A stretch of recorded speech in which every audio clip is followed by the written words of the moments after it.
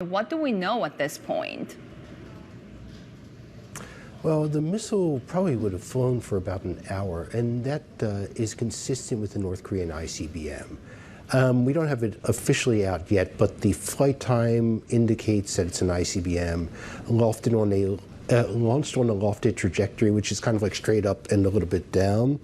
And if so, it would be the 5th of the year.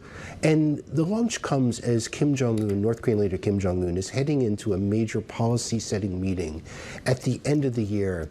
And it's a show of strength to his the cadres in his ruling party and to his people that the nuclear program is making progress, that it needs to be further advanced for the following year, and that the sacrifices that the people and the economy are making for this are justified in North Korea's propaganda, in the way that North Korea's propaganda apparatus will frame it.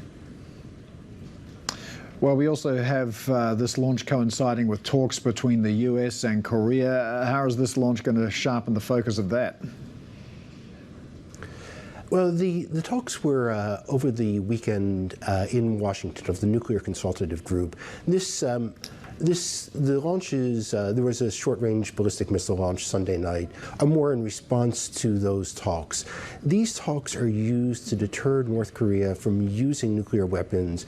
And what the U.S. has done is it sent its military assets to the region in a show of force that demonstrate if North Korea were to try to launch an attack, there would be an overwhelming response.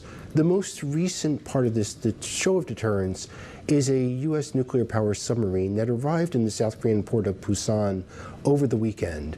We're seeing aircraft carrier groups that are coming. The U.S. is working with South Korea as well as Japan on drills to intercept North Korean missiles. So it's all part of this this emergence of talks and action that are taking head-on North Korea's nuclear threats.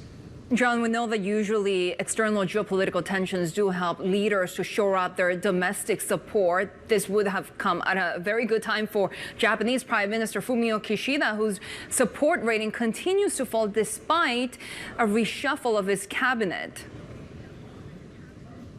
Exactly, and his support rate is now the lowest it's been in about more than a decade for a Japanese leader.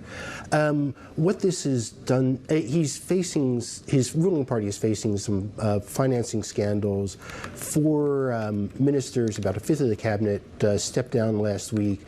Kishida is trying to restore confidence in his government, and it's a difficult thing to do. What this may do is speed up the clock for him to be replaced.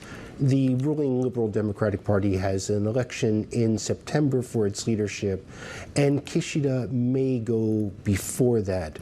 A majority of the public in public surveys show that they want him to go before that. And a short-serving prime minister is more the rule than the exception in Japan. And Kishida has served more than 2 years, making him one of the longer ruling politicians since the start of the century.